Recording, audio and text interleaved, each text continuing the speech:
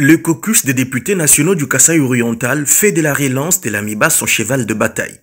Ce lundi 24 juin 2024, les élus du peuple sont allés solliciter l'implication du ministre du portefeuille pour que l'État congolais paye les 50 millions qu'il doit à la société minière de Bakwanga. Cet argent permettra de relancer une fois pour toutes la production. Il est vrai que le gouvernement de la République décaisse chaque mois 1 million de dollars en faveur de la paye des travailleurs. Ce qui est une bonne chose, mais notre crainte est que l'État congolais, qui a la créance de l'AMIBA d'ordre de 50 millions, ne puisse décaisser cet argent uniquement pour la paye des travailleurs, alors que l'argent peut servir de relancer les activités de l'entreprise. C'est comme ça que nous avons demandé à son Excellence, Monsieur le Ministre, de faire en sorte que de s'impliquer pour que l'on puisse décaisser cet argent, 50 millions, pour permettre la relance des activités de l'AMIBA.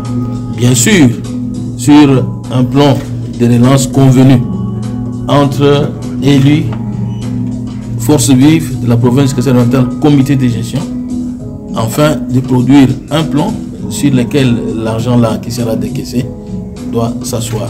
Le caucus a aussi demandé à Jean-Lucien Mboussa de mettre fin aux tensions qui tendent à s'installer au sein du conseil d'administration de l'AMIBA entre le PCA et l'ADG, laisse entendre Alphonse Ngoui Kassanji, porte-parole de la délégation. Il y a aussi les conflits qu'il y a entre PCA et DG que nous avons évoqués.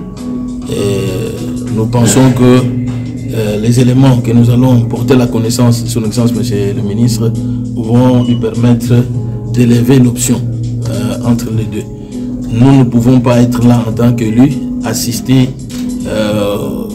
au conflit continuel. La population n'a pas besoin de cela. Nous avons besoin que les deux travaillent dans l'harmonie pour que, même si l'argent est décaissé, qu'ils puissent faire en sorte que les activités soient relancées. Son Excellence, Monsieur le Ministre, nous a promis son implication. Nous allons lui adresser tout à l'heure un mémo qui va lui permettre d'introduire le dossier au Conseil des ministres pour trouver une solution. Ces démarches des députés nationaux du Kasaï-Oriental sont la preuve de leur engagement pour sauver ce qui reste de l'ex-poumon économique de la région du Grand Kasaï, l'AMIBA. Il s'agit pour eux de répondre à une demande incessante de leurs électeurs.